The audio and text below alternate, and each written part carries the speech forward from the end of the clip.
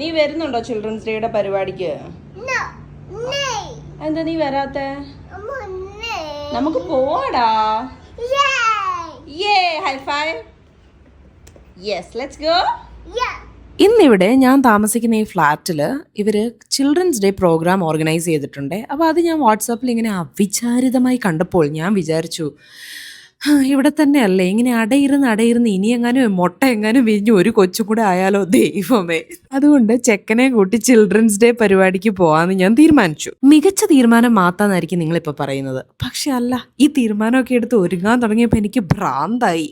അപ്പം ഞാൻ വിചാരിച്ചു വെറുതെ വേണ്ടായിരുന്നു. എന്നാൽ ഒരുക്കം കുറയ്ക്കോ അതുമില്ല. ഞാൻ കുറച്ചേറെ നാളുകളായിട്ട് ഇപ്പോൾ സോളോ പേരൻറ്റിങ് മോഡിലാണുള്ളത്. അപ്പം ശരിക്കും ഞാനൊരു ഭ്രാന്തിയാണ്.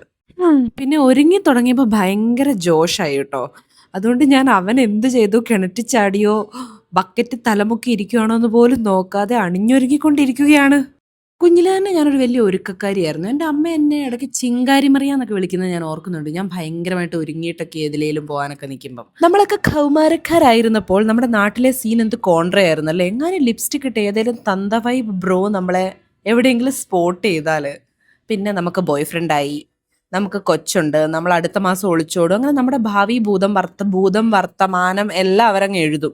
എന്തായാലും വൈബ് തള്ളയായതിനു ശേഷം തോന്നിവാസം നടക്കാൻ സാധിച്ചതിൽ ഞാൻ അതിയായി ആഹ്ലാദിക്കുന്നു എന്ന് ഞാൻ രേഖപ്പെടുത്തിക്കൊള്ളുന്നു. അവൻ എത്ര എന്നെ ഇന്ററപ്റ്റ് ചെയ്യാൻ നോക്കിയിട്ടും ഇന്ററപ്റ്റ് ആവാതെ ഒരു ധീര വനിതയെ പോലെ ഞാൻ ഒരുങ്ങി എൻ്റെ കിളികളെല്ലാം പറന്നു പോയിരിക്കുന്നു. അതുകൊണ്ട് ഇപ്പോഴേ കിളി പോയതുകൊണ്ട് ഇനി പോകാനായി ഒന്നുമില്ലാത്തതുകൊണ്ട് നമുക്ക് കൂളായിട്ട് അങ്ങ് പോകാം. താഴെ എന്ത് സ്കിബിഡിയാണ് നടക്കുന്നതെന്ന് നമുക്ക് പോയി നോക്കാം. ചിലപ്പോൾ അവിടെ ഒന്നും ഉണ്ടാവില്ല കേട്ടോ, വെറും ബിൽഡപ്പ് മാത്രമേ ഉണ്ടാവുള്ളൂ. ഒരു പ്രതീക്ഷയും വെക്കണ്ട, എന്തായാലും പോയി നോക്കാം. കുതിര ഉണ്ടെന്ന് പറയുന്നത് കേട്ടു. മെയിൻ അട്രാക്ഷൻ അതാണ്, കുതിര എന്നുള്ള ഒരു സംഭവമാണ് സാമുവിൻ്റെ തലയിൽ കയറിയിരിക്കുന്നത്. ഇനി അവിടെ കുതിര എങ്ങാനും ഇല്ലെങ്കിൽ എൻ്റെ കുതിരയുണ്ട്. കുതിരേനെ കണ്ട് 2 മിനിറ്റ് അവൻ സന്തോഷിച്ചത് ഞാൻ കണ്ടു. 3-ാം മിനിറ്റിൽ അവൻ പറയുന്നത് എൻ്റെ മണ്ടേ കയറണം എന്ന് പറഞ്ഞു. ഒരൊറ്റ ഓട്ടമായിരുന്നു. ആ കുതിര കാലും മടക്കി ഒരെണ്ണം കൊടുത്തായിരുന്നെങ്കിൽ അടിപൊളിയായേനെ. പിന്നെ എങ്ങനെയൊക്കെയോ പിടിച്ച്, പിന്നെ ഒരാളുടെ കയ്യെ പിടിച്ച് കുതിരസവാരി ഓണാക്കി അതിൻ്റെ മണ്ടയിൽ വേറൊരു പയ്യനോട് റിക്വസ്റ്റ് ചെയ്ത് അതിൻ്റെ മണ്ടേ കയറ്റി വെച്ചു. ആശാന് സന്തോഷമായി. എന്നാലും കാണുമ്പോൾ അത്ര സന്തോഷമൊന്നും തോന്നുന്നില്ലല്ലോ. അവൻ്റെ ഹൃദയം ഇപ്പോൾ തുള്ളി ചാടുകയാണ്.